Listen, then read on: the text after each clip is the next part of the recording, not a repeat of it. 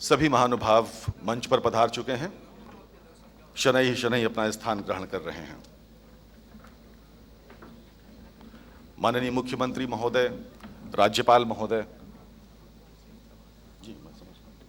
राष्ट्रपति महोदय कुछ ही क्षणों में यहाँ पर पधार रहे हैं। बहुत शीघ्र ये गरिमापूर्ण कार्यक्रम आप सभी के समक्ष संपन्न होने को है। माननीय राष्ट्रपति महोदय भी पधार रहे हैं। करतल ध्वनि के साथ स्वागत करें उनका।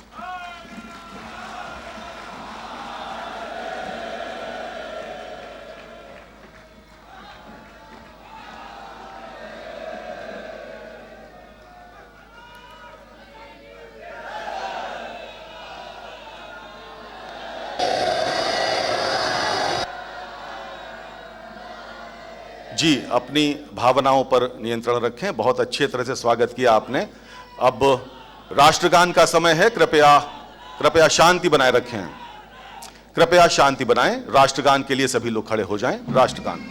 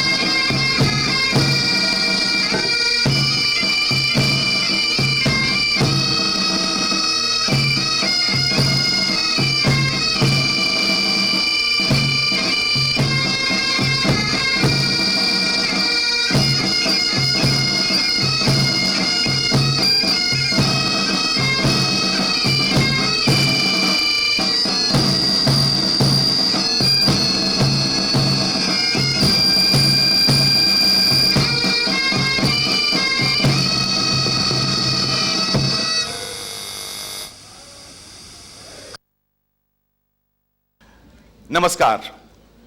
भारत की आध्यात्मिक नगरी आनंद कानन काशी में आप सभी विद्वज्जनों का स्वागत है। उत्तर प्रदेश के राज्यपाल माननीय श्री राम नाईक जी की पुस्तक चरैवेति के संस्कृत भाषा में अनुवाद का विमोचन समारोह महादेव की नगरी में होने को है।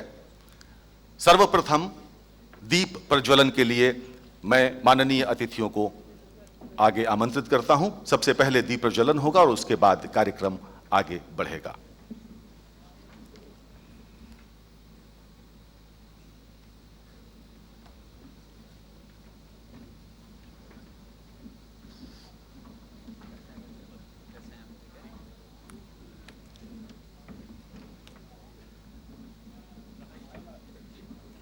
दीप प्रज्वलन के लिए शीघ्रता के साथ जी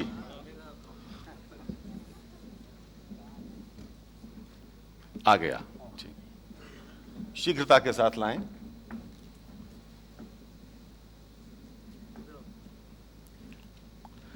यह अलौकिक क्षण है जब भारत के राष्ट्रपति, उत्तर प्रदेश के राज्यपाल, उत्तर प्रदेश के मुख्यमंत्री सभी यहां पर उपस्थित हैं। जूना पीठाधीश्वर हमारे बीच हैं।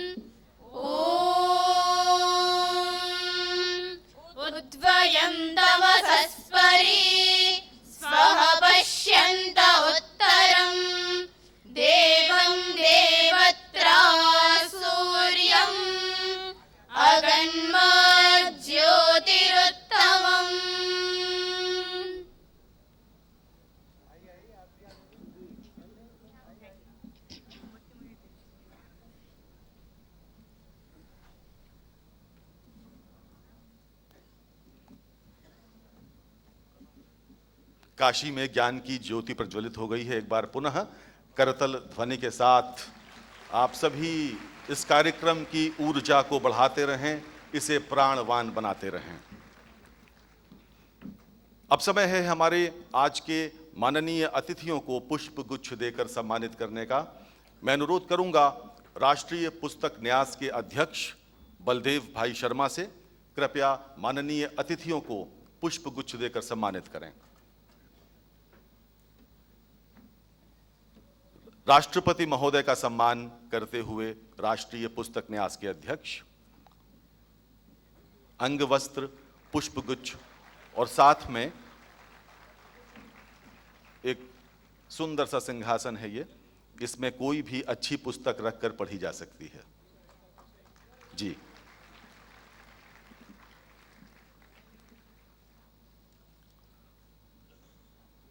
इसी क्रम में माननीय राज्यपाल महोदय का सम्मान करते हुए राष्ट्रीय पुस्तक न्यास के अध्यक्ष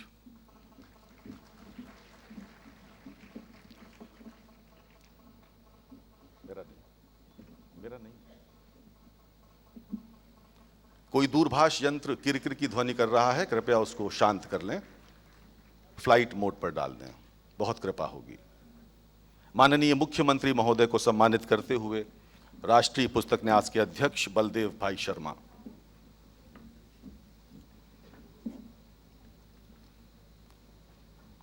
माननीय मुख्यमंत्री महोदय आदित्यनाथ जी को सम्मानित करते हुए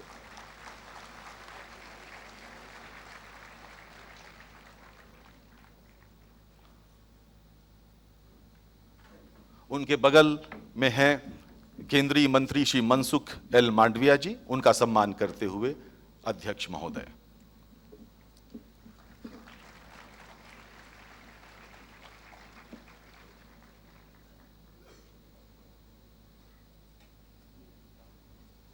उत्तर प्रदेश के मंत्री डॉक्टर नीलकंठ तिवारी का सम्मान करते हुए बलदेव भाई शर्मा।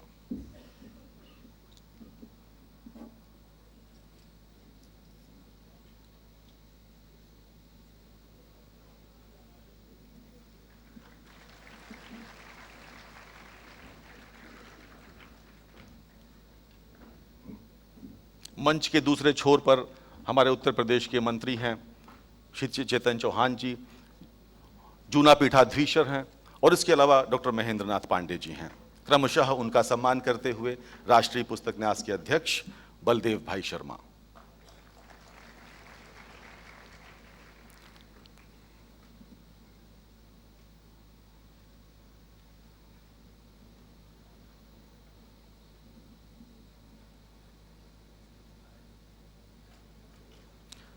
जूना पीठाधीश्वर अवधेशानंद गिरि जी।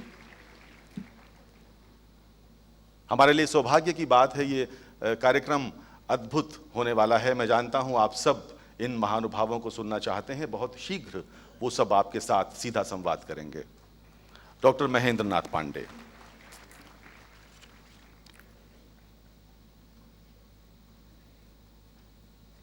मित्रों, राष्ट्रीय पुस्तक न्यास यानी नेशनल बुक ट्रस्ट अपने प्रकाशन कार्य के अंतर्गत विभिन्न भाषाओं में देश का विशिष्ट साहित्य पाठकों के समक्ष प्रस्तुत करता रहा है, और इसी कड़ी में न्यास ने संस्कृत भाषा में भी प्रकाशन का कार्य प्रारंभ किया है।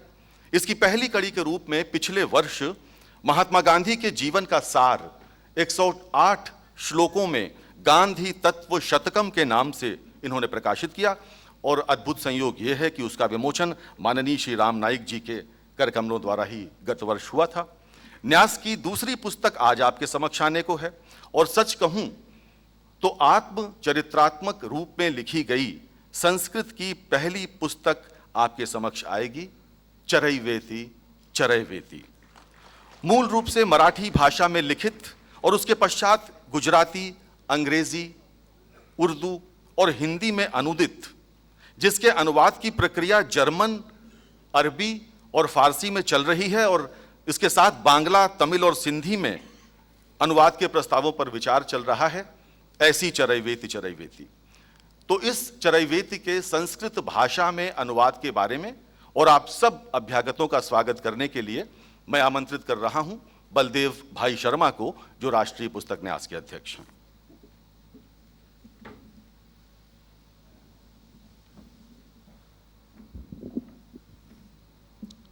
महामहिम राष्ट्रपति महोदय, महामहिम राज्यपाल महोदय, उत्तर प्रदेश के माननीय मुख्यमंत्री श्रद्धेय स्वामी अवधेशानंद जी, भारत सरकार के राज्य मंत्री श्रीमान मांडविया जी, उत्तर प्रदेश सरकार के मंत्री श्रीमान चेतन चौहान जी, उत्तर प्रदेश सरकार के राज्य मंत्री डॉक्टर नीलकंठ तिवारी जी, क्षेत्रीय सांसद मान्यवर डॉक्टर महेंद्र नाथ जी, यहाँ उपस्थित अनेक मंत्रीगण, माननीय विधायकगण, अन्य प्रबुद्धजन और काशी नगरी के विद्वज्जन, राष्ट्रीय पुस्तक न्यास की ओर से मैं आप सबका हार्दिक स्वागत करता हूँ। मित्रों, काशी भारतीय मनीषा और सांस्कृतिक चेतना का केंद्र है। ये राष्ट्रीय पुस्तक न्यास के लिए बहुत सौभाग्य की बात है कि यहाँ अभी पिछले वर्ष हम लोगों ने माननीय राज्यपाल महोदय के सानिध्य में आशीर्वाद के साथ पहला राष्ट्रीय संस्कृत पुस्तक मेला आयोजित किया। ये देश में पहली घटना थी और मुझे याद है माननीय राज्यपाल महोदय ने उस दिन को भारत के इतिहास का स्वर्णिम दिन कहा था। काशी और संस्कृत पर्याय हैं और आज देखिए हमारा सौभाग्य कि उन्हीं राज्यपाल महोदय के द्वारा लिखी गई चरैवेति चरैवेति, जो हिंदी, अंग्रेजी, उर्दू, गुजराती कई भाषाओं में अनुदित होते हुए राष्ट्रीय पुस्तक न्यास के द्वारा अपने संस्कृत प्रकाशन की कड़ी में दूसरी पुस्तक का गौरव प्राप्त कर सकी है। संस्कृत का उन्नयन भारतीय संस्कृति का उन्नयन है और ये राष्ट्रीय पुस्तक न्यास ने अपने 60 वर्ष पूर्ण होने के उपलक्ष्य में संस्कृत का प्रकाशन प्रारंभ करते हुए इस कड़ी में ये दूसरी पुस्तक हमने यहाँ प्रकाशित की है। और इसके प्रति जिस प्रकार का उत्साह और उल्लास काशी नगरी का मैं देख रहा हूँ, मैं माननीय राज्यपाल महोदय से व्यक्तिगत अनुरोध करना चाहूँगा कि अनेक विद्वज्जन यहाँ उपस्थित हैं। मैं काशी में अमर उजाला के संपादक के रूप में रहा हूँ, अनेक लोगों को मैं जानता हूँ और इस पुस्तक पर एक पुनर्विस्तृत चर्चा का आयोजन एक विद्वत संगोष्ठी के रूप में हो और माननीय राज्यपाल का आशीर्वाद सानिध्य हमें उस गोष्ठी में प्राप्त हो तो हम सबके लिए बहुत आनंद की बात होगी। इस अवसर पर मैं न्यास की तरफ से इस पुस्तक को अधिकाधिक लोगों तक पहुंचाने के उद्देश्य से ये जो मूल्य है पुस्तक का, उसमें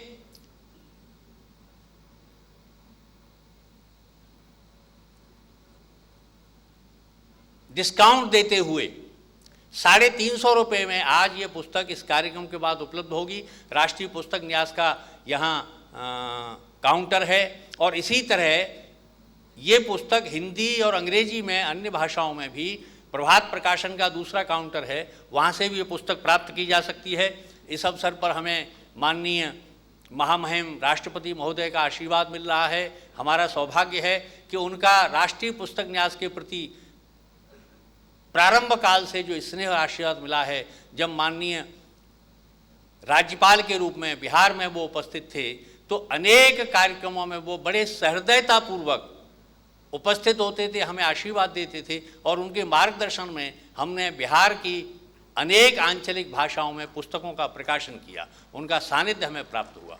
राष्ट्रीय पुस्तक न्यास पुस्तक प्रोन्नयन के माध्यम से भारतीय समाज को पठनोन्मुख बनाने का संकल्प लेकर काम कर रहा है।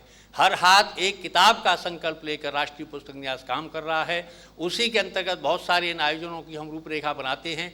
आज ये कार्यक्रम हम सब के लिए बहुत आनंद और गौरव का अवसर है। इस अवसर पर आप सब उपस्थित हुए हैं, आप सबका हृदय से मैं कृतज्ञ हूँ। माननीय मुख्यमंत्री जी, महामहिम राज्यपाल और महामहिम राष्ट्रपति जी, हमारे श्रद्धेय अवधेशानंद जी महाराज जो भारतीय संस्कृति के अध्येता हैं और भारत सरकार के और उत्तर प्रदेश सरकार के माननीय मंत्री महोदय, राज्य मंत्री महोदय यहाँ उपस्थित होकर हमें अपना सानिध्य लाभ दे रहे हैं, आशीर्वाद दे रहे हैं, उन सबका और आप सबका मैं हृदय से स्वागत करता हूँ। धन्यवाद।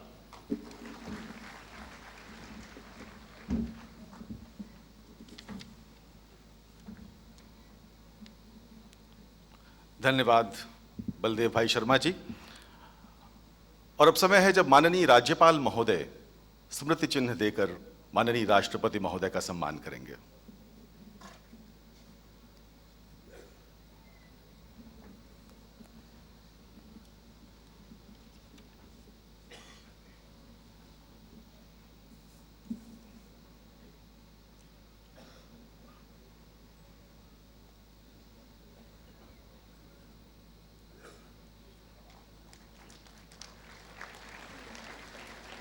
प्रेम का प्रतीक ये स्मृति चिन्ह निश्चित रूप से राष्ट्रपति भवन में शोभा बढ़ाएगा, माननीय राष्ट्रपति महोदय को उत्तर प्रदेश की प्रायः याद दिलाया करेगा।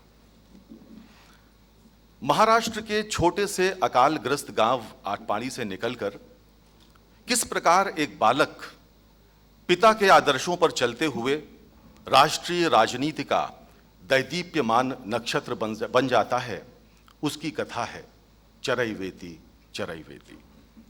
पुणे और मुंबई के किराए के मकानों, सार्वजनिक स्नानागारों में नहाते हुए और लैंप पोस्ट में पढ़ते हुए लखनऊ के राजभवन तक का सफरनामा है चरैवेति चरैवेति।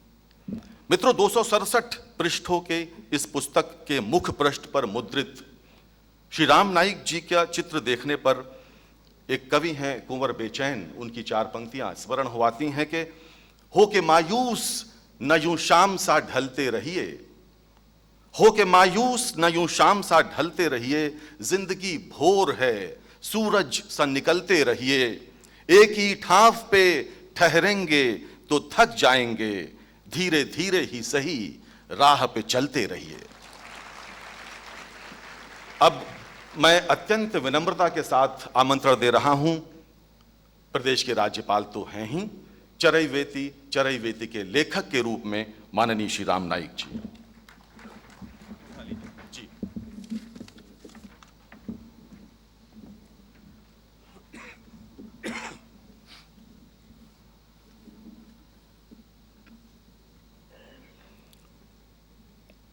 भारत के माननीय राष्ट्रपति आदरणीय श्री रामनाथ कोविंद जी, उत्तर प्रदेश के माननीय मुख्यमंत्री योगी आदित्यनाथ जी, समन्वय सेवा ट्रस्ट हरिद्वार के अध्यक्ष और इस कार्यक्रम के विशिष्ट अतिथि आचार्य स्वामी अवधेशानंद गिरी जी, सांसद एवं भारतीय जनता पार्टी उत्तर प्रदेश के अध्यक्ष डॉक्टर महेंद्रनाथ पांडे जी, उत्तर प्रदेश सरकार के माननीय सूचना राज्य मंत्री डॉक्टर नीलकंठ तिवारी जी, प्रदेश के मंत्री चेतन चौहान जी, केंद्रीय मंत्री मनसुख मांडविया जी, राष्ट्रीय पुस्तक न्यास के अध्यक्ष श्री बलदेव भाई शर्मा जी, मेरे संस्मरण चरैवेति का संस्कृत में अनुवाद करने वाले और सभागृह में बैठे हुए प्रोफेसर अभिराज राजेंद्र मिश्र जी, उत्तर प्रदेश के मंत्रीगण, सांसद तथा विधायकगण, वाराणसी की महापौर श्रीमती मृदुला जायसवाल तथा अन्य जनप्रतिनिधिगण, आमंत्रित महानुभाव, पत्रकार मित्र और संस्कृत प्रेमी देवी और सज्जनों, मैं देश के माननीय राष्ट्रपति श्री रामनाथ कोविंद जी के साथ ही यहाँ आए सभी लोगों का आज उत्तर प्रदेश के राज्यपाल के नाते नहीं बल्कि एक लेखक के नाते हार्दिक स्वागत एवं अभिनंदन करता हूँ।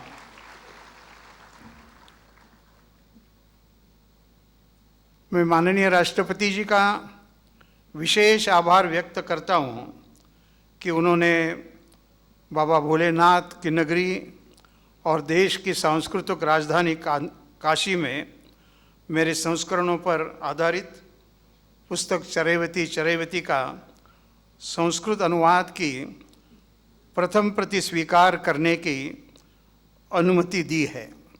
ये प्रथम प्रति स्वीकार करने की ये बात मैं इसलिए कह रहा हूँ कि जब राष्ट्रपति जी कोई इस प्रकार के कार्यक्रम में आते हैं तो वह लोकार्पण नहीं करते हैं, तो उनको पुस्तक का वो स्वीकार करते हैं और इसलिए वो स्वीकार करने के लिए यहाँ पर आए हैं। इसलिए मैं फिर एक दफ़े उनका अभिनंदन करता हूँ। राष्ट्रीय पुस्तक न्यास के अध्यक्ष बलदेव भाई शर्मा जी ने ये बात बताई और मुझे भी इसमें प्रसन्नता लगती है कि वैसे भारत सरकार का यह संस्थान 60 साल पुराना है। 60 सालों में सैकड़ों नहीं हजारों पुस्तक विविध भाषा के इस पुस्तक न्यास के माध्यम से प्रकाशित हुए, लेकिन मेरा ये भाग्य हुआ कि पहली पुस्तिका जो केवल 100 पन्ने की है वो मेरे हाथ से गए साल पर, जिसमें महात्मा गांधी जी के बारे में कई उल्लेख है, उसका विमोचन हुआ। और आज मेरे पुस्तक और पुस्तक का जो अंतर है, मेरे पुस्तक का एक दृष्टि से लोकार्पण करने का काम न्यास ने किया और इसलिए न्यास को मैं धन्यवाद देता हूँ कि भारत की सभी भाषाओं की जननी संस्कृत, लेकिन संस्कृत का पुस्तक 60 साल के बाद यहाँ पर प्रकाशित करने का एक निर्णय न्यास ने लिया। इसलिए मैं न्यास को भी बहुत बहुत धन्यवाद देना चाहता हूँ। उन्होंने ये भी अच्छा कहा कि आज पुस्तक 350 रुपये में मिलेगी, लेकिन ये नहीं बताया कि पुस्तक की कीमत क्या है। पुस्तक की कीमत 500 रुपया है, तो 500 रुपये की पुस्तक आज 350 रुपये पर मिलने वाली है।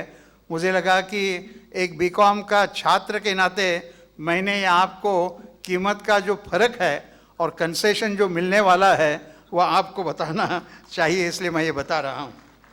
भाषांतरकार संपूर्णानंद संस्कृत विश्वविद्यालय के पूर्व कुलपति प्रोफेसर विराज राजेंद्र जी शर्मा यहाँ बैठे हुए हैं। जिस सहजता से उन्होंने ये काम स्वीकार नहीं किया, तो उनके ओर से मुझे सुझाव आया कि वह इस किताब का अनुवाद करना चाहते हैं और इसलिए उन्होंने जिस गति से ये काम किया, 30 दिन के अंदर ये सारा पुस्तक इतना बड़ा अनुवाद करके उन्होंने दिया, उनको मैं हृदय से धन्यवाद देना चाहता हूँ। और साथ ही साथ कोई किताब जब निकलता है तो लिखने वाला लिखता है, लेकिन उसका बाद में कुछ एडिटिंग भी करना पड़ता है। तो लखनऊ विश्वविद्यालय के संस्कृत के पूर्व प्राध्यापक और राष्ट्रधर्म मासिक के संपादक प्रोफेसर ओम प्रकाश पांडे जी को भी मैं धन्यवाद देना चाहता हूँ कि उन्होंने एडिटिंग के काम में बहुत बहुत मदद की। इसलिए यह पुस्तक बहुत सुंदर रूप में आपको देखने के लिए मिलेगी तब जब आप 350 रुपये देकर उसको खरीद करेंगे। ऐसे फोटो में तो दिखाई देगा ही। इस बात के लिए और एक प्रसन्नता की बात है कि मैं सोच रहा था कि इस पुस्तक की प्रस्तावना किसने लिखनी चाहिए, तो सारे नामों का विचार करते करते मेरे मन में नाम आया कि जिनका संस्कृत के साथ बहुत लगाव है। ऐसे वैसे देखा जाए तो राज्यसभा के सदस्य कहना, राज्यसभा उनके लिए छोटी है, लेकिन राज्यसभा के जो सदस्य रहे हैं ऐसे डॉक्टर कर्ण सिंह जी ने इस पुस्तक की प्रस्तावना लिखी है, उनको भी मैं धन्यवाद देना चाहता हूँ। जब मैं उनके पास ये प्रार्थना करने के लिए गया तो उन्होंने मुझे पूछा कि अरे आपके पार्टी में तो संस्कृत जानने वाले बहुत लोग हैं, तो आप मेरे पास कैसे आए।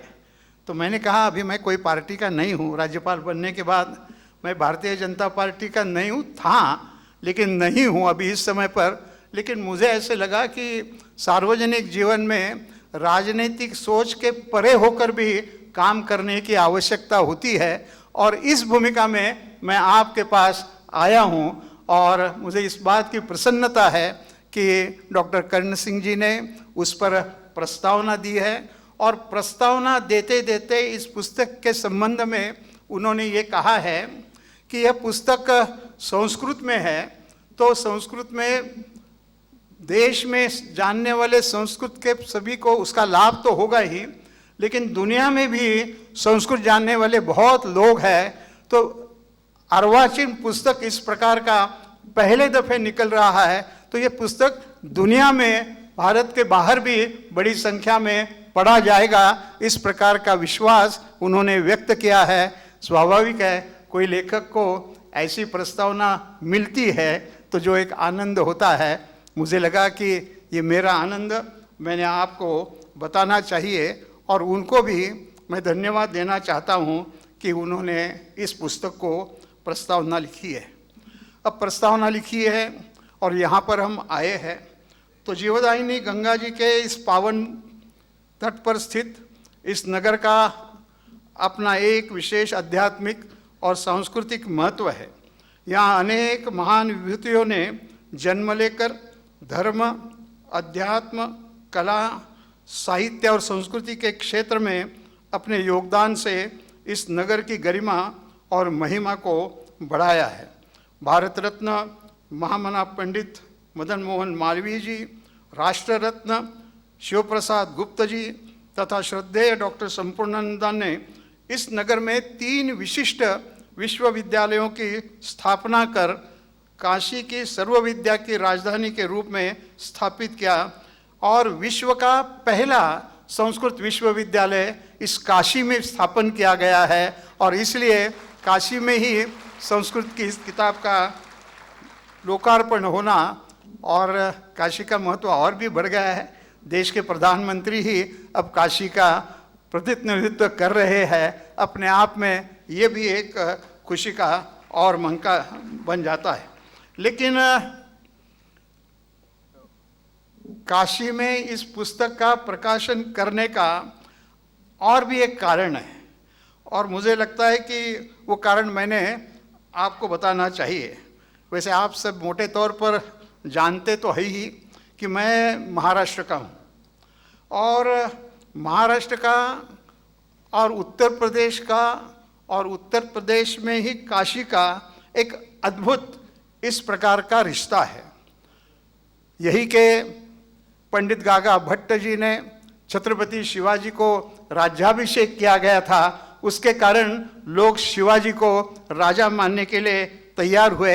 ऐसा एक रिश्ता जो वहाँ पर बन गया है, लेकिन उसके बाद में भी इतिहास में जैसे मराठा का प्रभाव उत्तर भारत में हुआ तो बाजीराव पेशवा यहाँ आए और बाजीराव पेशवा ने दशाश्वमेध घाट, अब मुझे लगता है कि कभी कभी उत्तर प्रदेश के लोगों को भी जानकारी नहीं है ऐसा लगेगा, नहीं है ऐसा लगेगा, पंचगंगा घाट, मणिकर्णिका घाट, अन्नपूर्णा भवानी मंदिर, दुर्गा घाट, त्रिलोचन घाट आदि का निर्माण इन लोगों ने किया, मराठी लोगों ने किया और बाद में सिंधिया, भोसले और होलकर इन्होंने भी सिंधिया घाट, भोसले घाट, अहिल्याबाई घाट बनाया और इसके आगे जाकर अहिल्याबाई होलकर जी ने ही काशी विश्वनाथ मंदिर का एक निर्माण किया और यह एक रिश्ता महाराष्ट्र का और काशी का है और इसलिए मुझे लगा काशी संस्कृत की नगरी तो है ही, लेकिन साथ ही साथ यदि महाराष्ट्र का और काशी का जो रिश्ता है उसके कारण मैंने सोचा कि इस किताब का लोकार्पण यहाँ होना चाहिए और मुझे इस बात की बहुत बहुत प्रसन्नता है।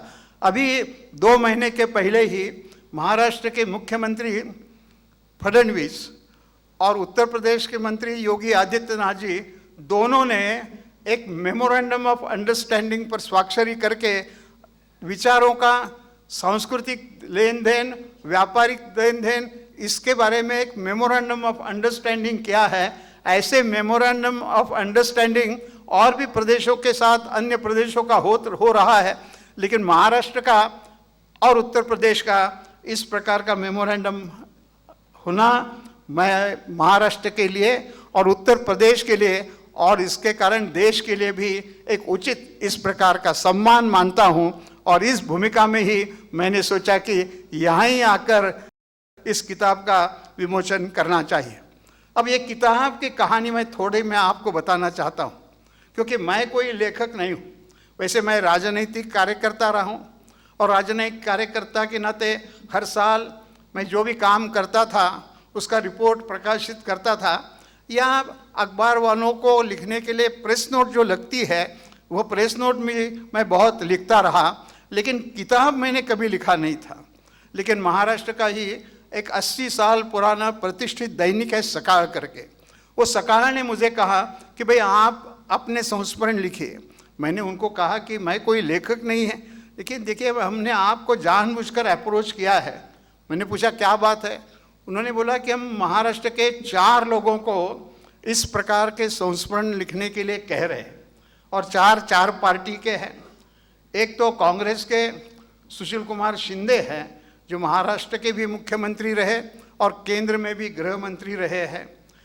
नेशनल कांग्रेस पार्टी के शरद पवार है, वह भी महाराष्ट्र के मुख्यमंत्री रहे, केंद्र में भी रक्षा मंत्री रहे, कृषि मंत्री रहे हैं। शिवसेना के मनोहर जोशी, वह भी महाराष्ट्र के मुख्यमंत्री रहे हैं और केंद्र में भी लोकसभा के अध्यक्ष रहे हैं। और आप भाजपा के हैं, इसके लिए मैं आपको बताऊं, और फिर आप नहीं लिखेंगे तो महाराष्ट्र के लोग कहेंगे कि भाजपा का राम नाईक ने लिखने का इनकार किया। मैंने बोला ऐसा नहीं है, अब मैं राज्यपाल बन गया हूँ और राज्यपाल के नाते आप मुझे भाजपा का आज कहते हैं, तो मुझे लगता है कि जहाँ थोड़ा अपने कॉन्स्टिट्यूशन का एक सम्मान जो रखना चाहिए, गरिमा जो रखनी चाहिए, वो नहीं होगी। वो बोले वैसा नहीं है, आपको तो पुरानी बातें लिखनी है, और आपकी पुरानी बातें तो भारतीय जनता पार्टी की होगी, भारतीय जनसंघ की हो सकती है, विद्यार्थी की हो सकती है। मैंने भी सोचा चलो लिखो, और इसलिए हमने लिखना शुरू किया। 15 दिन में एक रविवार को शरद पवार और मनोहर जोशी के लेख आते थे, दूसरे रविवार को मेरे और सुशील कुमार शिंदे के आते थे। ये सीरीज़ 1 साल चली और 1 साल में 27 लेख हो गए। तो फिर लोगों को लगा, सभी ने आग्रह किया भाई पढ़ने के लिए अच्छा लगता है, रुचिकर लगता है, लोगों को भी मार्गदर्शन होगा तो किताब बनाओ। तो यहाँ आनंद लिम्हे जी आए हैं, उन्होंने आगेवानी करके उस किताब को मराठी में प्रकाशित किया। उसका स्वागत अच्छी तरह से महाराष्ट्र में हुआ। लेकिन मैं मुंबई का हूँ, और आप जानते हैं कि सामान्यतः जानते हैं, ऐसा मैं कहता हूँ कि मुंबई से ही मैं 3 बार विधानसभा में सदस्य था, 5 बार लोकसभा का सदस्य था। अब तक मुंबई में किसी ने भी 2 से अधिक समय पर लोकसभा में कोई चुनकर नहीं गया है। तो मुझे मुंबई के लोगों ने इतना प्यार दिया, और इसलिए उन्होंने कहा कि मराठी में क्या वो अच्छा है, लेकिन आप मुंबई में सभी भाषिक लोग रहते हैं, तो आप उसको हिंदी में करो, गुजराती में करो, अंग्रेजी में करो। और मैंने कहा तो फिर मैं भी उत्तर प्रदेश का हूँ, उत्तर प्रदेश में हिंदी के साथ ही साथ उर्दू दूसरी भाषा है, अधिकृत भाषा है, तो आप उर्दू में करेंगे क्या? तो उन्होंने कहा हम उर्दू में भी करेंगे। तो इस प्रकार 4 भाषाओं में उसका अनुवाद होकर गए साल में राष्ट्रपति प्रणब मुखर्जी के हाथों से राष्ट्रपति भवन में ही उसका लोकार्पण हुआ। और उस पुस्तिका को भी एक दृष्टि से पाठकों का अच्छा समर्थन मिला, और उसमें से ये बात आई, दुबे जी यहाँ बैठे हैं, राजर्षि टंडन यूनिवर्सिटी के हैं, उन्होंने बोला कि आपका संस्कृत, ये किताब का संस्कृत भी होना चाहिए। तो उन्होंने प्रस्ताव लाया, अनुवाद करा के ले लिया। उनको भी मैं धन्यवाद देना चाहता हूँ, क्योंकि ये पुस्तक बना है, मैंने तो नहीं सोचा था कि संस्कृत में मैं बना लूँगा, लेकिन उनके कारण ये संस्कृत में बन गया है और बहुत अच्छा लगता है। और इसलिए मुझे लगा कि इसकी जो कहानी है वो कहानी मैं आपको बताऊं। मुझे बहुत अच्छा लगता है कि आज संस्कृत का प्रकाशन हो गया, और जैसे संयोजकों ने अभी बताया आपको कि इस पुस्तक का जर्मन में अनुवाद हो रहा है, इसके साथ ही सिंधी, बंगाला, तमिल, फारसी और अरेबिक इतने भाषाओं में उसका अनुवाद करने का प्रस्ताव आए हैं। देखते हैं वो आगे कब और कैसे निकलते जाते हैं, लेकिन मुझे एक खुशी लगती है, वो आपको मैं बताने की कोशिश कर रहा हूँ। चरैवती चरैवती इस ग्रंथ का जो नाम दिया है, उसका वैसे सीधे हिंदी में अर्थ तो ये है कि चलते रहो चलते रहो, लेकिन आप संस्कृत के भी काफ़ी अभ्यासक यहाँ है। ऐतरेय ब्राह्मण में इस श्लोक का संदर्भ दिया गया है, और इस श्लोक में इंद्र राजा को सलाह देता है कि राजा ने कैसे व्यवहार करना चाहिए। तो 2 श्लोक है, और 2 श्लोक में पहला श्लोक ये है, राजा को सलाह दिया जा रहा है, और राजा को जो सलाह दिया जा रहा है उसमें कहा है, जैसे जो बैठा है उसका भाग्य भी बैठ जाता है, जो सो गया उसका भाग्य भी सो जाता है, जो खड़ा हो गया उसका भाग्य भी खड़ा हो जाता है, लेकिन जो चलता है उसका ही भाग्य चलता है, और इसलिए चलते रहो चलते रहो चलते रहो। और जो दूसरा श्लोक है, वो श्लोक ये कहता है कि जैसे मधुमक्खियाँ एक फूल से उड़कर दूसरे फूल पर जाती है और मध शहद इकट्ठा करती रहती है, या जैसे पक्षी एक पेड़ से उड़कर दूसरे पेड़ पर जाते हैं और मीठे मीठे फल खाते रहते हैं, या जैसा सूर्य सुबह से उठकर शाम तक चलता रहता है और चलते चलते दुनिया को प्रकाश देता है, जीवन देता है, चेतना देता है, और इसलिए वह सूर्य जगत वंद्य हुआ है। तो आपको भी सूर्य के जैसे जगत वंद्य होना है, तो आपको भी सूर्य के जैसे चलना चाहिए, चलते आना चाहिए। चरैवती चरैवती, यह इसका संदेश है, और मुझे ऐसा लगा कि जीवन का संदेश चरैवती है, और इसलिए पुस्तक का नाम, शीर्षक, मेरा भाषण थोड़ा लंबा हो रहा है। मैंने राष्ट्रपति जी को प्रार्थना की कि हमेशा तो आप टाइम टू टाइम करते हैं, मैं भी राज्यपाल के नाते जब जाता हूं तो मिनट टू मिनट कार्यक्रम लोगों से लेता हूं और उसके अनुसार करना चाहता हूं, लेकिन आज मैं लेखक के रूप में खड़ा हूं, तो ज़रा मुझे लेखक के रूप में बोलने के लिए थोड़ा ज़्यादा समय दीजिए। और इसमें 2 बातें मैं बताना चाहता हूं। मेरे जीवन में मैंने एक पॉजिटिव विधायक इस दृष्टिकोण से काम करने की कोशिश की, और ऐसे काम में मुझे बहुत आनंद आया। जब मैं विधायक था तो विधायक के मेरे 3 टर्म्स में सबसे बड़ा काम कौन सा किया, ऐसा मुझे कोई पूछता है तो मैं विपक्ष में था, और विपक्ष में होते हुए मुंबई शहर में 55% लोग झुग्गी झोपड़ियों में रहते हैं, और उनकी समस्या टॉयलेट की, प्रसाधन की होती रहती है। तो मैंने, मुंबई में ज़मीन कम मिलती है, इसलिए सरकार को कहा कि आप 2 माले के संडास बनाओ। तो जब मैंने इंजीनियर्स को कहा कि 2 माले के संडास बनाओ, तो उन्होंने मुझे कहा कि कोई 2 माले का संडास बनाता है क्या। मैंने बोला भाई आप 10-10 मंजिले की बिल्डिंग बनाते हैं और हर फ्लैट में 2-2, 3-3 टॉयलेट्स होते हैं, तो डबल माले का टॉयलेट बनाने में क्या दिक्कत है इंजीनियरिंग की। आखिर वो मान्य हुआ। वर्ल्ड बैंक ने भी इस प्रकल्प को मान्यता दी कि झुग्गी झोपड़ियों में जहाँ जगह नहीं है वह 2 माले का संडास बनाओ। मुझे ऐसा लगता है कि विधायक के नाते सबसे बड़ा काम कोई मैंने ये किया तो झुग्गी झोपड़ियों में डबल माले के संडास बनाने का काम किया। ऐसे ही 5 बार सांसद रहते हुए कई प्रकार के काम किया। पेट्रोलियम मंत्री अटल बिहारी वाजपेयी जी के नेतृत्व में मैं पेट्रोलियम मंत्री था। झुग्गी झोपड़ियाँ गरीबों को सबको आसान ढंग से एलपीजी सिलेंडर नहीं मिलते थे। 2-2, 3-3 वर्ष पेंडिंग लिस्ट रहती थी।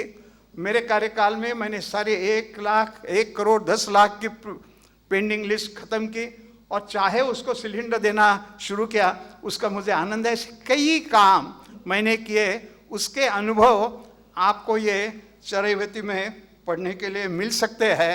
और इस भूमिका में आर्थिक मंच पर लिखने वालों ने कहा कि 5 साल में राम नाईक पेट्रोलियम मंत्री रहा। और ये भी बात है कि 1962 में पेट्रोलियम ये स्वतंत्र मंत्रालय बन गया। उसके पहले केमिकल्स, फर्टिलाइजर्स और पेट्रोलियम एक मंत्रालय था। तो 1962 में से एक अलग पेट्रोलियम मंत्रालय बनाने के बाद आज तक इतने वर्ष हुए, 5 वर्ष पेट्रोलियम मंत्री रहने वाला एक ही आदमी निकला है, वो आपके सामने भाषण कर रहा है। बाकी कोई ना कोई पेट्रोलियम मंत्रियों का कोई ना कोई कारण से परिवर्तन होते गया। ऐसे कई काम आपको इसमें पढ़ने के लिए मिलेगा। आजकल विपक्ष कैसा काम करता है, सत्तारूढ़ पक्ष कैसे काम करता है, और हम देखते हैं कि संसद हो या विधानसभा हो किस प्रकार से काम चलता है, उस पर टीका टिप्पणी करने का कोई ये समय नहीं, औचित्य भी नहीं है। लेकिन विपक्ष में रहते हुए भी मैंने 2-3 काम ऐसे किए कि जिसका आनंद मुझे मिलता रहता है।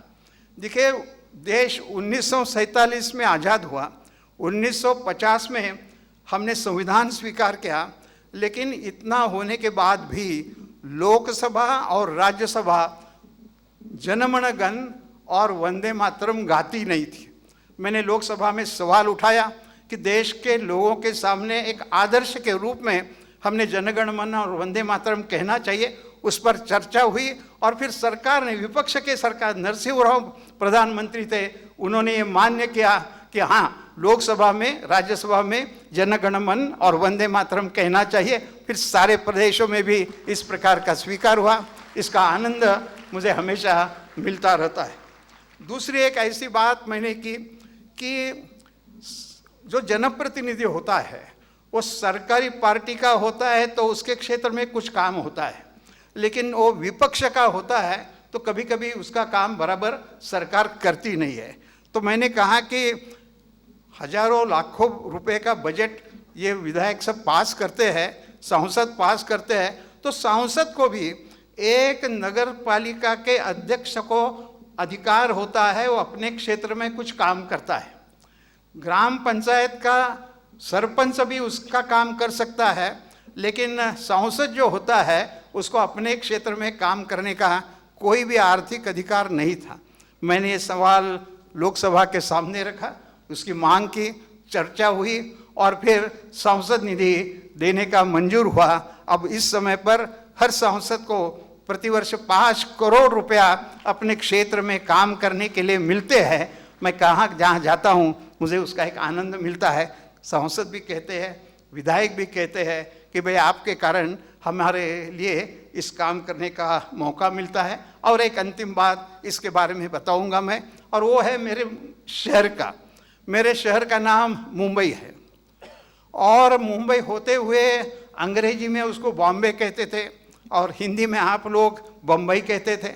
मैंने कहा कि मेरे शहर का नाम मुंबई है, ग्रामर का सीधा नियम रहता है कि विशेष नाम का भाषांतर नहीं होता है, अनुवाद नहीं होता है। ये बात मैंने लोकसभा में उठाई और आग्रह किया, विवाद किया, चर्चा की, और फिर सरकार ने मान लिया कि मेरे शहर का नाम सभी भाषाओं में मुंबई ही रहेगा, बॉम्बे बम्बई नहीं रहेगा। मुझे आनंद हुआ।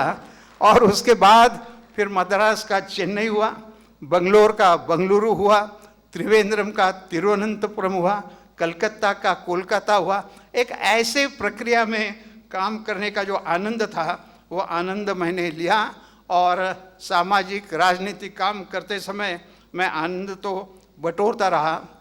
1994 में 1994 में 25 साल के पहले मुझे कैंसर हुआ, और वो कैंसर में से भी सब लोगों का सहयोग, डॉक्टरों की कोशिश, लोगों के शुभेच्छा, इसके कारण मैं उसमें से ठीक हो गया। और आज 25 साल हो गए, मैं पहले से अधिक ताकत से काम करता रहता हूँ। ऐसे शुभेच्छा देने वाले कई लोग थे। बिल्कुल अटल बिहारी वाजपेयी मेरे घर में मुझे देखने के लिए 4-5 दफ़े आए, लाल कृष्ण आडवाणी जी आ रहे थे, नरसिंह राव प्रधानमंत्री मुंबई में आए थे। एक आनंद होता है।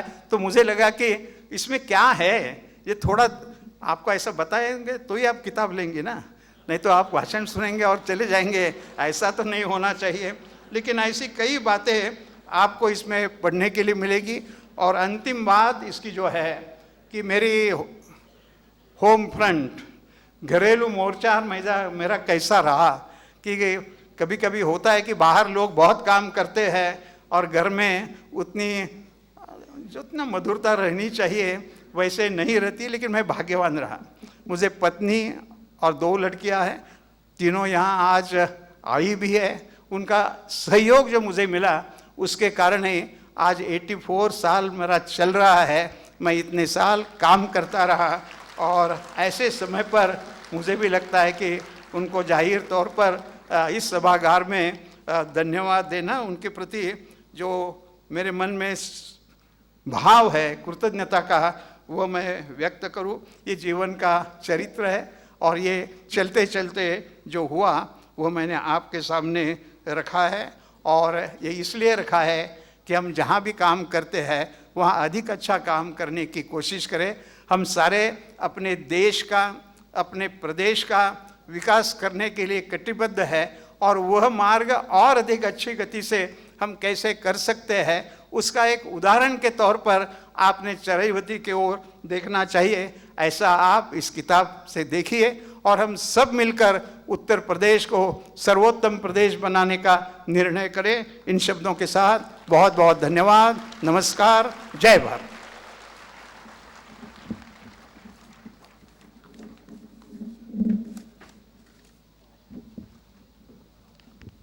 धन्यवाद माननीय राज्यपाल महोदय, आपने अच्छा किया बताया कि 30% छूट पर ये पुस्तक यहाँ पर उपलब्ध है। और इस सूचना को मैं आगे बढ़ा दूं कि अगर आप चाहें तो कैश से पेमेंट करें और अगर कार्ड से पेमेंट करना चाहें तो वो भी संभावना उसकी खुली हुई है।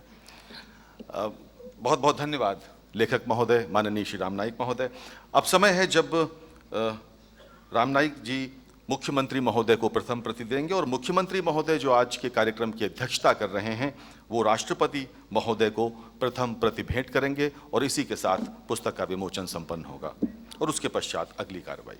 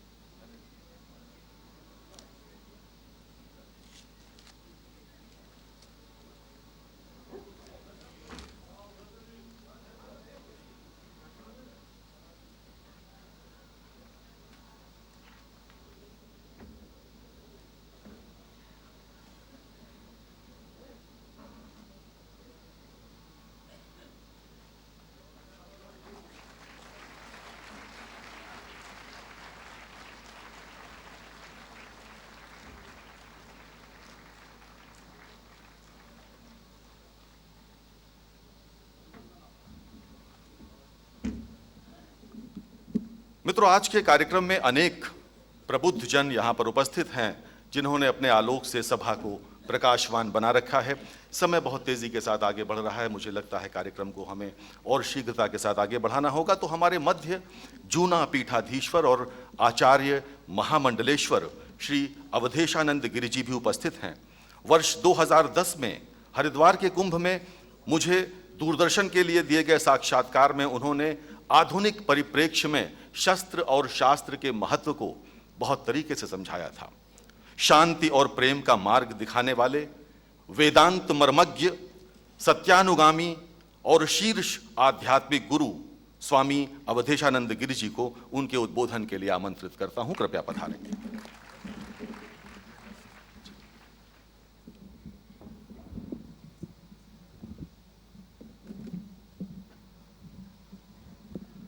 ओम विश्वानि देव सवितरि दुरितानि परासुव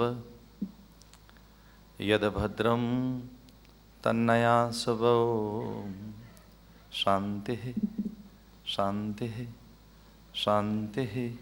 ओम कल्याणी मधुरा मंगला मोक्षप्रदा काशी मैं चरेवेति चरेवेति जैसे ग्रंथ के लोकार्पण काल में मंचस्थ भारत के महामहिम राष्ट्रपति महोदय और इस संपूर्ण कार्यक्रम की, इस सारस्वत अनुष्ठान की प्रेरक, नाभिकीय और नियोजक सत्ता आदरणीय महामहिम राज्यपाल राम नाईक जी, इस सारस्वत अनुष्ठान के अध्यक्ष आदरणीय मुख्यमंत्री और हमारे अत्यंत आत्मीय आदरणीय योगी जी, इस अवसर पर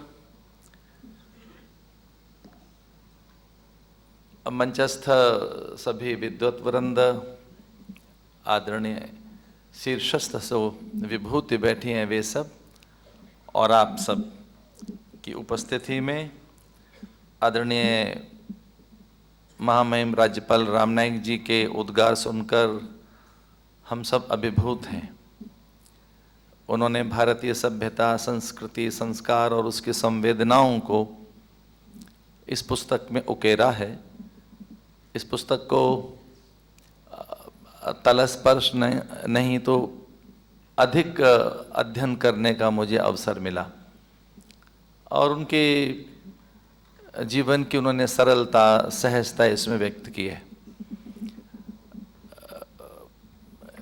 किस प्रकार से वो कठिनाइयों में रहे, समाचार पत्र बेचने वाला एक व्यक्ति, और उन बस्तियों में जहाँ अभाव ग्रसित अथवा अत्यंत उपेक्षित प्राणी रहते थे, उनके बीच में से वो निकल कर आए। वे जीवन की कठिनाइयों को जानते हैं, वे जीवन के यथार्थ को जानते हैं, वे वास्तविकताओं से परिचित हैं, वे जानते हैं कि जीवन की वास्तविकताएं क्या हैं। और इस पुस्तक में धरती, अंबर, अग्नि, जलवायु, निहारिका, नक्षत्र, उन सबको भी उन्होंने छुआ है। संवेदनाओं को, विशेषकर कठिनाइयों को, कि किस प्रकार से चुनौतियां आए तो निकला जा सकता है। इस पूरे पुस्तक के अध्ययन करने के बाद जो मैंने अनुभूत किया है वह है उनकी सकारात्मक सोच, विधेयक चिंतन, वो उनके पास रहा है। जैसा कि वो स्वयं बता रहे थे कि कैंसर जैसे रोग से वो निकल कर आए, जैसा उन्होंने स्वयं स्वीकार किया कि अन्य विपक्षी दलों को अथवा जो अपने पक्ष के नहीं हैं उनको भी उन्होंने कैसे आदर दिया है। तो उनके अंतःकरण में एक स्वाभाविक स्वीकृति है और सभी के लिए आदर भी है। इस पुस्तक में जो मैंने अनुभव किया है वह है कि अन्य के अधिकारों का सम्मान किया जाए, और ये वैदिक स्वर भी है, यही स्वर है, संवो मनासि जानताम, हम दूसरों के मन का भी आदर करें। संगच्छध्वम संवदध्वम संवो मनासि जानताम, ये सारे स्वर उनके जीवन में रहें।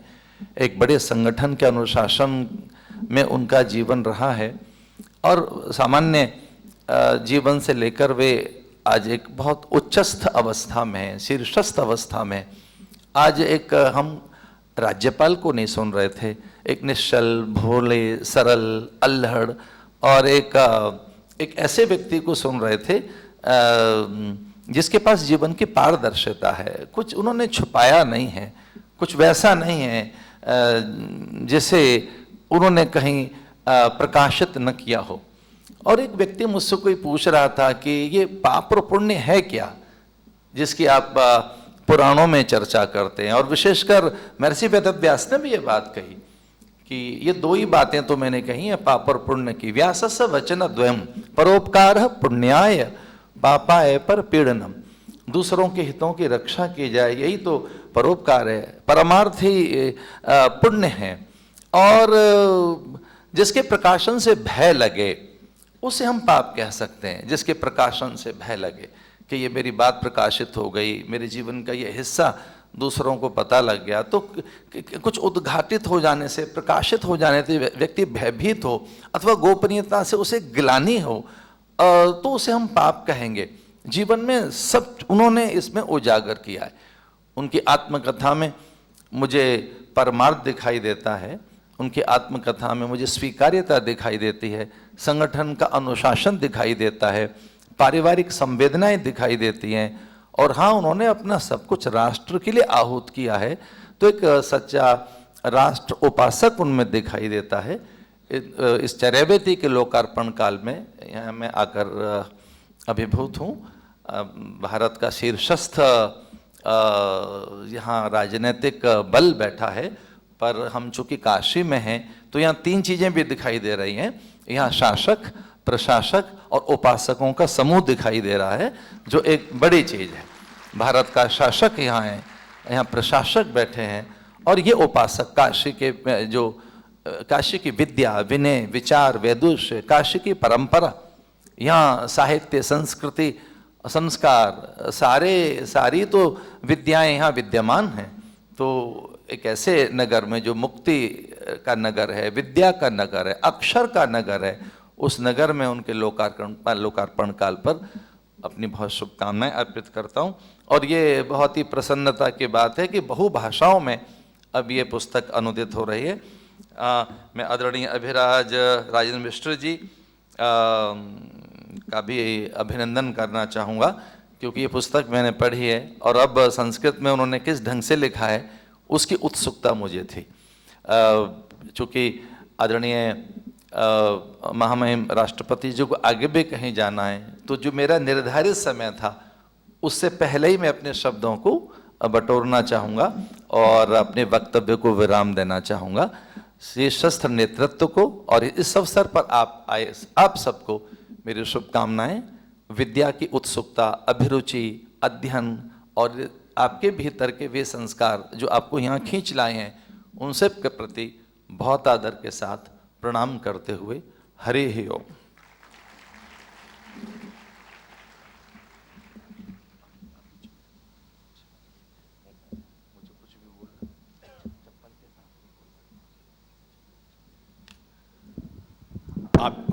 आपकी उदारता के लिए बहुत बहुत धन्यवाद स्वामी अवधेशानंद गिरि जी। सारगर्भित बातें आपने कही। आज का कार्यक्रम कभी न भुलाया जा सकने वाला एक ऐतिहासिक कार्यक्रम बनने जा रहा है, जिसमें वरिष्ठ राजनैतिक हस्तियों की उपस्थिति में हम श्रेष्ठ मानवीय मूल्यों की बात कर रहे हैं, गौरवशाली सनातन परंपरा की बात कर रहे हैं। इसी क्रम में अब मैं अनुरोध कर रहा हूं उत्तर प्रदेश के मुख्यमंत्री और गोरक्ष पीठाधीश्वर योगी आदित्यनाथ जी से, कृपया विद्वानों की इस गोष्ठी को अपने संतत्व से अभिसिंचित करें। माननीय योगी आदित्यनाथ।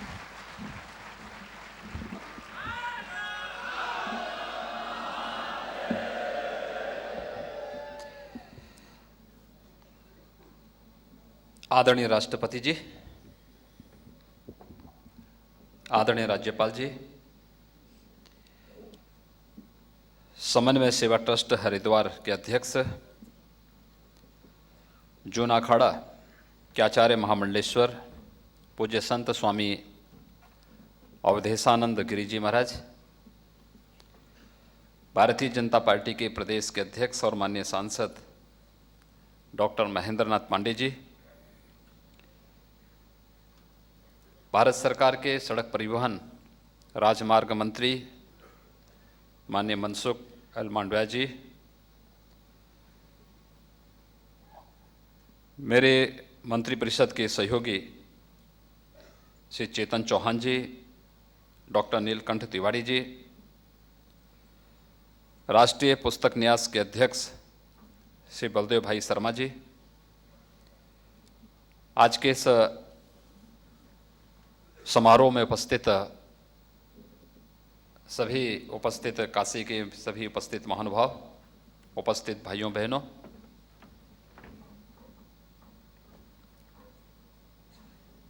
आदरणीय राज्यपाल महोदय की पुस्तक चरैवेति चरैवेति के संस्कृत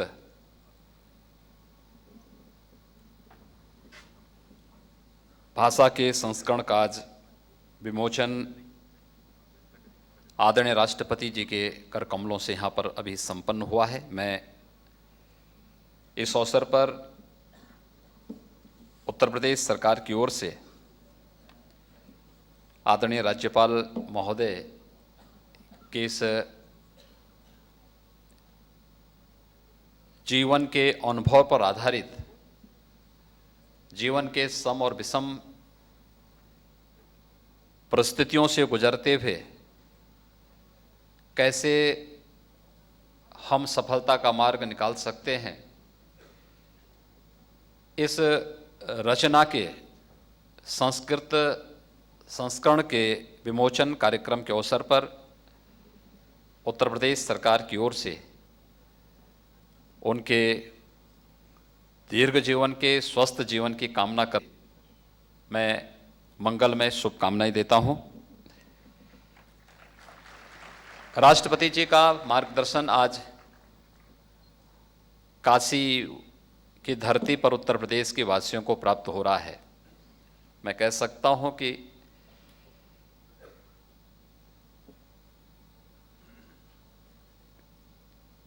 एक राम के जो नाथ हैं वह विश्वनाथ ही हैं, और इसलिए विश्वनाथ की धरती पर मैं अपने राष्ट्रपति जी का हृदय से स्वागत करता हूं, अभिनंदन करता हूं। वे उत्तर प्रदेश के ही वासी हैं। उत्तर प्रदेश उनकी जन्मभूमि भी है, उनकी कर्मभूमि भी है। विशेष सानिध्य पूरे देश के वासियों को तो उनको प्राप्त होता ही है, लेकिन उत्तर प्रदेश वासियों को विशेष सानिध्य आदरणीय राष्ट्रपति जी का प्राप्त है। और इसलिए हम लोग आधिकारिक रूप से विभिन्न समारोह और विभिन्न कार्यक्रमों में आदरणीय राष्ट्रपति जी को आमंत्रित करने में गौरवान्वित महसूस होते हैं। काशी का गौरव तब और बढ़ता है, अंतर्राष्ट्रीय स्तर पर बढ़ा है, जब काशी के एक सांसद को देश के प्रधानमंत्री बनने का सौभाग्य प्राप्त होता है। आज आप देखते होंगे कि काशी में कोई ना कोई एक राष्ट्राध्यक्ष किसी न किसी रूप में आता हुआ दिखाई देता है। मैं देख रहा हूं पिछले कुछ समय से बहुत सारे पर्यटकों की दृष्टि से काशी के प्रति एक नया आकर्षण देखने को मिला है। काशी की अपनी एक विशिष्ट छटा है, एक विशिष्ट पहचान है। सबसे प्राचीन हमारी आध्यात्मिक और सांस्कृतिक नगरी होने के साथ साथ यह संस्कृत भारत की मूल जो परंपरा है, चाहे वह वैदिक हो, चाहे वह संस्कृत की आधुनिक परंपरा हो, इन मौलिक परंपरा को या वैदिक परंपरा को उसकी आदि भूमि भी काशी है। और काशी में ही नेशनल बुक ट्रस्ट के द्वारा संस्कृत में जिन पुस्तकों का प्रकाशन प्रारंभ हुआ है, उसमें हमारे आदरणीय राज्यपाल महोदय की चरैवेति पुस्तक का भी संस्कृत संस्करण का आज यहाँ पर विमोचन आदरणीय राष्ट्रपति जी के करकमलों से यहाँ पर संपन्न हुआ है। हम लोग इस बात से अभिभूत हैं, गौरवान्वित हैं कि उत्तर प्रदेश के राज्यपाल महोदय के जीवन पर आधारित इस पुस्तक के विभिन्न संस्करणों को देखने और जानने का अवसर हम सबको प्राप्त हो रहा है। इसका हिंदी, पहले मराठी में मूल पुस्तक लिखी गई, उसके बाद हिंदी संस्करण इसका आया, गुजराती आया, उर्दू आया, अंग्रेजी आया, और अंग्रेजी के बाद क्योंकि संस्कृत भारतीय भाषाओं की जननी है, तो आज संस्कृत में चरैवेति का यह अनुवाद हम सबको देखने को प्राप्त हो रहा है। और संस्कृत के बाद जो संस्कृत के जितने भी धातु और रूप हैं, विदेशी भाषाओं में सबसे नजदीक कोई उसके है तो जर्मन है, और जर्मन में इसका अगला अनुवाद आने वाला है। मैं इसके लिए अग्रिम बधाई और अग्रिम शुभकामनाएं आदरणीय राज्यपाल महोदय को देना चाहता हूं। हमारे राज्यपाल महोदय एक अनुभवी व्यक्तित्व के धनी हैं। एक विशिष्ट व्यक्तित्व उनका है, और वह है कि हर एक कार्य में कुछ एक विशिष्ट स्वरूप दे देते हैं। मुझे सांसद के रूप में भी उनके सानिध्य में कार्य करने का अवसर प्राप्त हुआ है। और प्रदेश के अंदर जब आदरणीय प्रधानमंत्री जी ने मुख्यमंत्री के रूप में मुझे सेवा का अवसर दिया तो मेरा सौभाग्य रहा है कि राज्यपाल के रूप में भी पिछले 1 वर्ष से उनका सानिध्य हम सबको निरंतर उत्तर प्रदेश के अंदर प्राप्त होता है। उत्तर प्रदेश के अंदर उत्तर प्रदेश सरकार प्रदेश की स्थापना दिवस को मना सकें 68 वर्षों में पहली बार हुआ है। इसके प्रेरक भी आदरणीय राज्यपाल महोदय रहे हैं। बाल गंगाधर तिलक जी ने लखनऊ से 1916 में स्वराज मेरा जन्मसिद्ध अधिकार है, मैं इसे लेकर के ही रहूंगा, यह उद्घोष कांग्रेस के अधिवेशन में किया था। 101 वर्ष पूर्ण होने के अवसर पर वह समारोह लखनऊ में आयोजित हो और देश के उन महान स्वतंत्रता संग्राम सेनानियों के परिजनों का सम्मान लखनऊ में हो, इसके लिए आदरणीय राज्यपाल महोदय ने सरकार को सुझाव दिया था और हम लोगों ने कार्यक्रम जो आयोजित किया बहुत भव्यता के साथ वो कार्यक्रम लखनऊ में संपन्न हुआ और स्वतंत्रता संग्राम सेनानियों के परिजन उससे बहुत अभिभूत थे। लोगों के अंदर एक नई प्रेरणा प्राप्त हुई थी। जीवन के विभिन्न क्षेत्रों में कार्य करते हुए कारगिल के शहीदों के परिवारों को भी पेट्रोल पंप मिलना चाहिए या जीवन के विभिन्न क्षेत्रों में कार्य करने वाले उन कार्यकर्ताओं के बारे में भी सोचा जाना चाहिए। यह विशिष्ट सोच भी आदरणीय राज्यपाल महोदय की रही है और इसलिए बहुत सारे ऐसे अवसर आए हैं जब अपनी विशिष्टता से, अपने जीवन के विराट अनुभव से शासन को, प्रशासन को उन्होंने अपना अनुभव दिया। और मेरा तो ये मानना है कि सत्ता उपभोग की वस्तु नहीं बल्कि सत्ता राष्ट्र आराधना का माध्यम जब बनती है तो राम नाईक जैसा कार्यकर्ता लोगों के लिए अपने आदर्शों से प्रेरणा प्रदान करते हैं और आज वही राम नाईक जी हम सबको उस राष्ट्र आराधना के माध्यम से चरवेती जैसे पुस्तक हम सबके सामने अपने जीवन के उच्च आदर्शों और मूल्यों का एक अद्भुत ग्रंथ हम सबको प्रस्तुत कर रहे हैं। आज संस्कृत संस्करण का जो यहां पर विमोचन हुआ है, मैं इस अवसर पर हृदय से अपनी बधाई देता हूं। जीवेम सरदा सतम की कामना करते हुए, उनके दीर्घ जीवन की, सुखमय जीवन की कामना करते हुए उनका मार्गदर्शन उत्तर प्रदेश के वासियों को इसी प्रकार से प्राप्त हो, इस विश्वास के साथ इस अवसर पर सभी काशी वासियों को संस्कृत में चरवेती के इस अनुवाद के लिए चुनने के लिए भी हृदय से बधाई देता हूं, अपनी शुभकामनाएं देता हूं। धन्यवाद। जय हिंद। धन्यवाद मुख्यमंत्री महोदय। मित्रों, ये अजीब संयोग है कि कल रामनवमी थी और आज महादेव की नगरी में एक राम की पुस्तक का विमोचन रामनाथ के हाथों हुआ है। तो अब मैं अत्यंत विनम्रता के साथ बुला रहा हूं माननीय राष्ट्रपति महोदय को।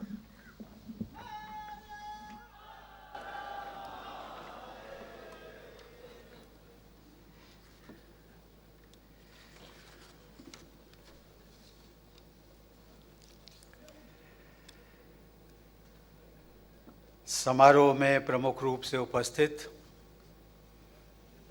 और जिनके बारे में, जिनके संबंध में आज पूरा कार्यक्रम केंद्रित है, उत्तर प्रदेश के राज्यपाल श्री राम नाईक जी, उनकी जीवन सहयोगिनी धर्मपत्नी श्रीमती कुंदा नायक जी, मुख्यमंत्री योगी आदित्यनाथ जी, केंद्रीय सड़क परिवहन राज्य मंत्री श्री मनसुख भाई, प्रदेश के खेल युवा कल्याण एवं कौशल विकास मंत्री श्री चेतन चौहान जी, सूचना राज्य मंत्री डॉक्टर नीलकंठ त्रिपाठी जी, स्वामी अवधेशानंद गिरी जी, सांसद डॉक्टर महेंद्र नाथ पांडे जी, श्री बलदेव भाई शर्मा जी, गणमान्य अतिथियों, देवियों और सज्जनों, अद्य अहम वाराणसी नगर्यां भवतां मध्ये उपस्थिता सन अति प्रसन्नताम् अनुभवामि। मुझे उत्तर प्रदेश के राज्यपाल श्री राम नायक जी की पुस्तक चरैवेति चरैवेति के संस्कृत संस्करण की पहली प्रति भेंट की गई। इस प्रति को प्राप्त करके मुझे अपार प्रसन्नता हुई है। मैं इस अवसर पर श्री राम नायक जी को तथा संस्करण के प्रकाशन से जुड़े प्रत्येक व्यक्ति को हार्दिक बधाई देता हूँ। निरंतर गतिशील रहने के इस संदेश को श्री राम नायक जी की पुस्तक बहुत रोचक संस्मरणों के जरिए प्रसारित करती है। इस पुस्तक में सम्मिलित संस्मरणों को पढ़कर निरंतर गतिशील रहने के साथ साथ निरंतर सीखते रहने और देश तथा समाज के लिए कुछ करते रहने की प्रेरणा सदैव मिलती है। आधुनिक युग में भी वाराणसी की संस्कृत विद्वता की परंपरा का पूरे देश में आदर होता है। लगभग 250 वर्ष पहले यहाँ स्थापित की गई काशी विद्वत परिषद आज भी सक्रिय है। संस्कृत भाषा में उपलब्ध किसी भी शास्त्र के किसी भी पक्ष के विषय में किसी प्रकार का संदेह होने पर यह परिषद अपना निर्णय देती है और इस परिषद का निर्णय सर्वमान्य होता है। वाराणसी एक ऐसी नगरी है जिसको कुछ विशेष गौरव प्राप्त हुआ। इसका मैंने सुबह भी उल्लेख किया था अपने उद्बोधन में।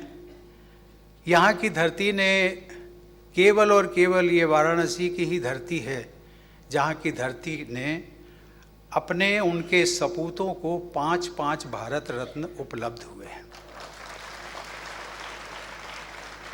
यहाँ की धरती ने प्रदेश को मुख्यमंत्री दिए और सबसे बड़ी बात जिसका उल्लेख किया गया कि लोकसभा में जो आपके जनप्रतिनिधि हैं वो देश के आज प्रधानमंत्री हैं। मित्रों, कहने को बहुत कुछ कहना चाहता था, लेकिन ये काल चक्र जो होता है वो हमें भी खींच रहा है कि जल्दी समाप्त करिए, आपको आगे जाना है। और जिसका कि हम सब लोग सीख रहे हैं चरैवेति चरैवेति उसी क्योंकि मेरे लोग बार बार कह रहे थे कि आपको 5:30 बजे से आपको यहाँ से हर हालत में टेक ऑफ कर लेना है। श्री राम नायक जी से मेरा बहुत पुराना संबंध है। वे लोकसभा के सदस्य थे और एक कुशल मंत्री के दायित्व का निर्वहन करते रहे। उन दिनों मैं राज्यसभा का सदस्य था। संयोग से हम दोनों ही एक साथ राज्यपाल भी रहे। मुझे कई बार लखनऊ राजभवन में उनका आतिथ्य स्वीकार करने का अवसर मिला, अभी भी मिलता है। उनकी आत्मीयता सदैव प्रेरणादायी होती है। श्री राम नायक जी ने अब तक लगभग 5 दशकों के अपने सार्वजनिक जीवन में अपनी नेतृत्व क्षमता, कर्तव्यनिष्ठा, विनम्रता, नैतिकता और सादगी की एक अलग छाप छोड़ी है। वे 5 बार लगातार मुंबई से लोकसभा सांसद रह चुके हैं। उनके निर्वाचन क्षेत्र में सभी वर्गों और देश के सभी क्षेत्रों के लोग बसे हुए हैं। विशेषकर उत्तर प्रदेश, जिसकी वो बार बार चर्चा करते रहते हैं, उत्तर प्रदेश के मूल निवासी मुंबई में उनके निर्वाचन क्षेत्र में बड़ी संख्या में रहते थे। इस तरह उत्तर प्रदेश के लोगों से उनका जुड़ाव भी पुराना है। उन्होंने केंद्र में पेट्रोलियम और रेल मंत्रालयों की जिम्मेदारी निभाई। उन्होंने कुष्ठ पीड़ितों, मछुआरों, मुंबई के लोकल रेल यात्रियों तथा झुग्गी झोपड़ी में रहने वालों के लिए विशेष उल्लेखनीय कार्य किए। और सबसे बड़ी बात ये कि जब उन्होंने मुंबई में महिलाओं के लिए एक्सक्लूसिवली फॉर वीमेन एक महिला ट्रेन चलाने का जो श्रेय जाता है वो केवल और केवल राम नायक जी को जाता है। इस पुस्तक में अपने बहुआयामी जीवन के संस्मरणों को देशवासियों को के साथ साझा करके श्री राम नायक जी ने एक अत्यंत सराहनीय कार्य किया है। उनके अनुभवों से ये स्पष्ट होता है कि वो प्रत्येक परिस्थिति में चुनौतियों तथा सफलता और असफलता के से बिना प्रभावित हुए निरंतर आगे बढ़ते रहे। गीता में जो एक निहित वाक्य कहा गया है, उपदेश के रूप में कर्मण्येवाधिकारस्ते मा फलेषु कदाचन, सदैव वो कर्म, हमारा जो काम है वो हम करते रहेंगे और बिना उन्होंने किसी भी फल की आकांक्षा के। मुझे लगता है कि आप सब लोगों को भी बड़ी प्रसन्नता हुई होगी, जितनी मुझे प्रसन्नता हुई उससे आपको कम नहीं हुई। मुझे विश्वास है कि चरैवेति पुस्तक के सभी संस्करण हर वर्ग के पाठकों को, विशेष रूप से युवाओं और जन सेवकों को प्रेरणा प्रदान करते रहेंगे। मैं श्री राम नायक जी के दीर्घ, स्वस्थ और यशस्वी जीवन की कामना करता हूँ। धन्यवाद, नमस्कार, जय हिंद। धन्यवाद राष्ट्रपति महोदय आपके सारगर्भित उद्बोधन के लिए, और आप सभी से अनुरोध है कृपया राष्ट्रगान के लिए खड़े हो जाएं।